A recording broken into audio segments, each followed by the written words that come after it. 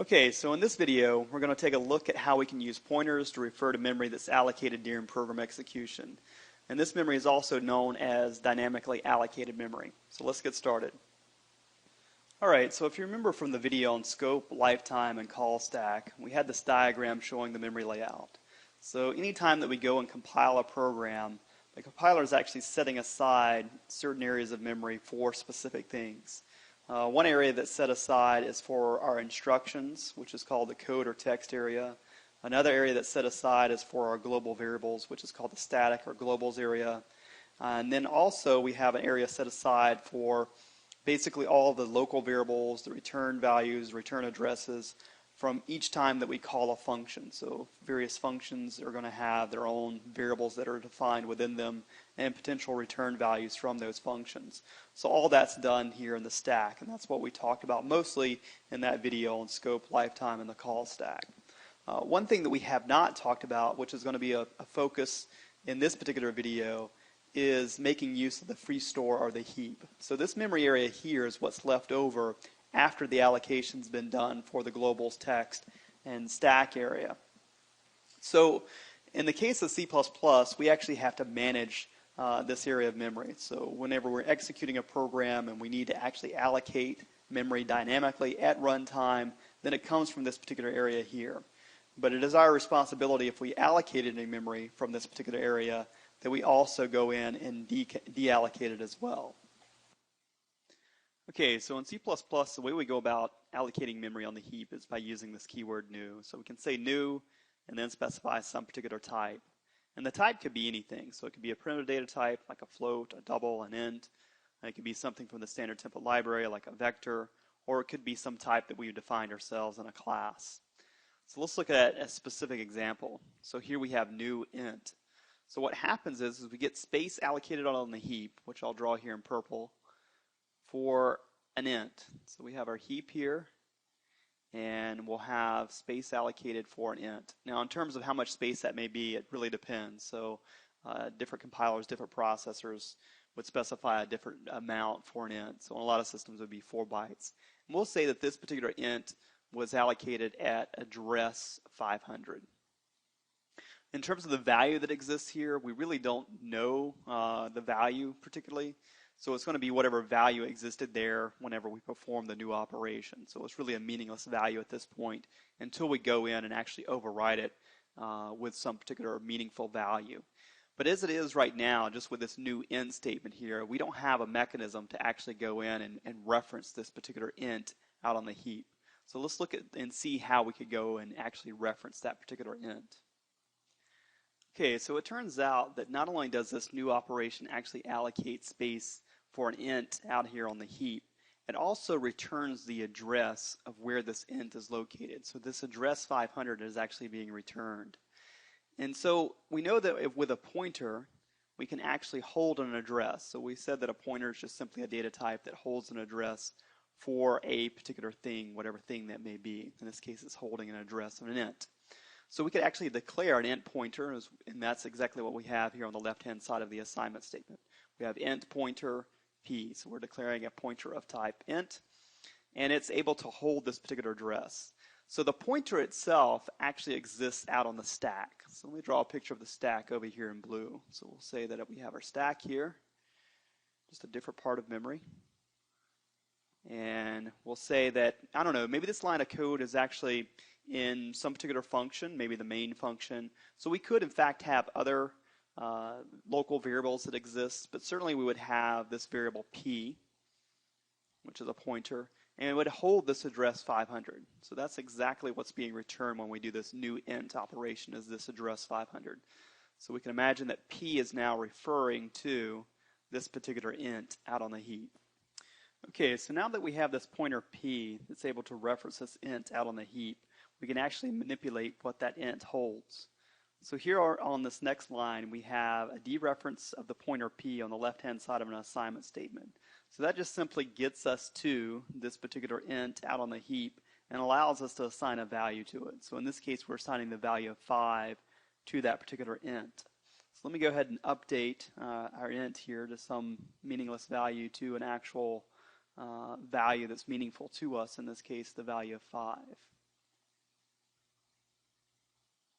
Okay, so now that we're familiar with this operator new and allows us to create things out on the heap, let's go in and create a new int out on the heap, and this time we're going to initialize it to having the value of 10. So this operation here, or this third line of code that we have here, will just simply create an int out on the heap, and we'll say it has the value of 10. And we'll just make up an address here. Maybe it said address 700 in terms of where this space was actually allocated on the heap. And you can see on the left-hand side of the assignment operator that we've just reassigned our pointer p to point to this guy here. So again, the new operator returns the address, so it's going to return this address 700. So we need to update what p is pointing to here. So let me go in and update what we have p pointing to. So now we have p pointing to the address 700, and it is now referencing this particular int out on the heap. Now, what you'll notice is we still have our other int out on the heap here. So we have our original int that has the value of 5. Unfortunately, this particular int here is no longer accessible. So anytime that we've created something out on the heap, we've allocated some memory out on the heap, which we can no longer reference or no longer get to, this is what we call garbage. And garbage is a bad thing, especially if we're talking about larger programs where we may be allocating a lot of stuff out on the heap, so we're continually creating garbage maybe over and over again by some function call or something. Then we could run out of heap space. And whenever we run out of heap space and try to invoke the new operator and create something out on the heap, it could crash our program, or it would crash our program in those particular cases. This thing right here is garbage, and so we want to avoid creating garbage as much as possible. So now I'm going to show you how do we go about deallocating memory so we can prevent creating garbage out there on the heap. All right, so you'll notice here that I've changed up the code a little bit. So before we actually do this assignment operation here, what we should be doing is deallocating this int here from the heap. So we basically want to free up this space on the heap. So the way we go about doing that is by using this keyword delete. So we say delete p. And when we say delete p, it actually deletes what p is pointing to, or at least frees up what p is pointing to on the heap. So it doesn't actually delete the pointer p. That pointer p will stay there on the stack until whatever function this particular code is in actually terminates. At that point in time, then p would be removed off the stack along with any other local variables that we may have. So this delete operation here just simply deletes what p is pointing to. So we'll just show that this area of memory is being freed up. And now p is still pointing to that address location 500, but it's no longer a valid location in memory. So we wouldn't want to make use of p at this point in time, dereference it, or do anything with it, try to assign a value to this particular address location. And this is what we call a dangling pointer. So a dangling pointer is just simply a pointer that no longer points to something valid on the heap. But that's okay. We're about to reassign our pointer p to that int value that we create out on the heap. So let me go ahead and create that int value that we had before. So here we go. Let me use the right color. So we'll create that int value out on the heap. And we said that the int value will initially have the value of 10. And we said that this was at address 700. So what we'll do now, after this operation has occurred, the new operator returns this address 700. So we'll have the value of 700 stored here. So let me go in and update the address here. So we have the address 700. And so we'll have our pointer now pointing to that new memory location. So we'll have this now pointing here. So that's basically what's going on. Whenever you want to do a reassignment, make sure a reassignment of a pointer from something out on the heap to something else out on the heap, make sure you're deleting what that pointer is pointing to before you go in and do the reassignment. I also wanted to note that if you do a delete operation on a pointer where you're freeing up this heap space here and you don't have something for the pointer p to be reassigned to straight away, then you don't want to just keep your pointer as a dangling pointer.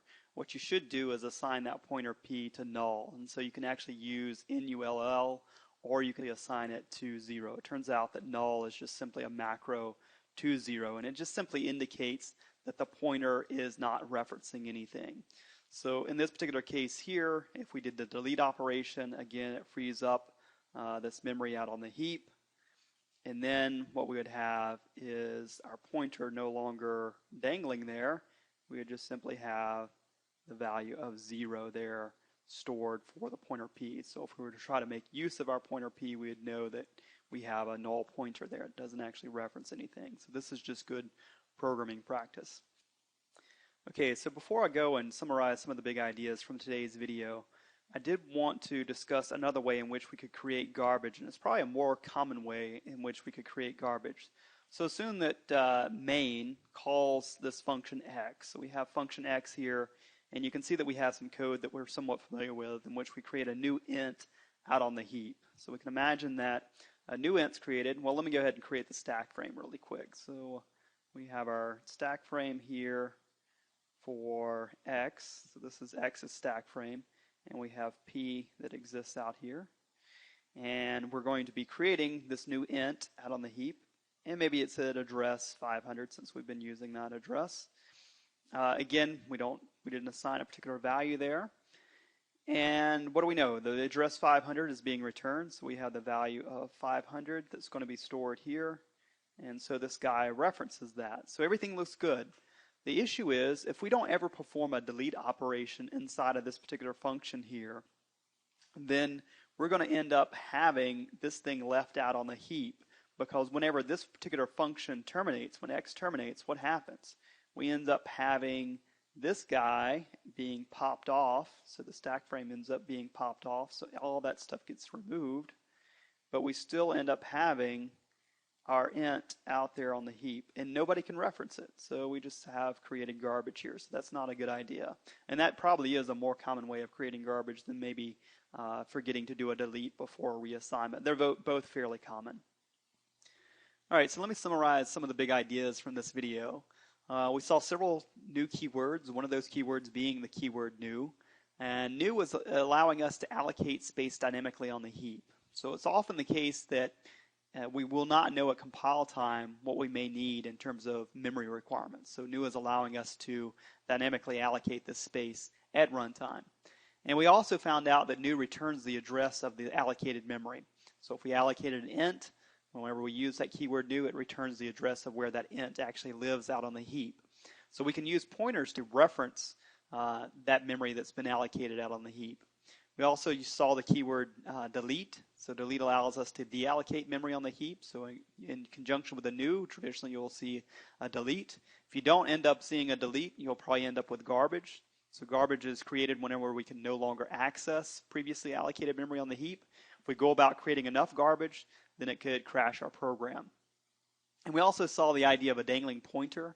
So a dangling pointer in and of itself is not a bad thing. So it turns out that anytime we do a delete operation on a pointer, we end up with a dangling pointer, and at that point we should be reassigning it to some other valid memory location, or we should be assigning it to null.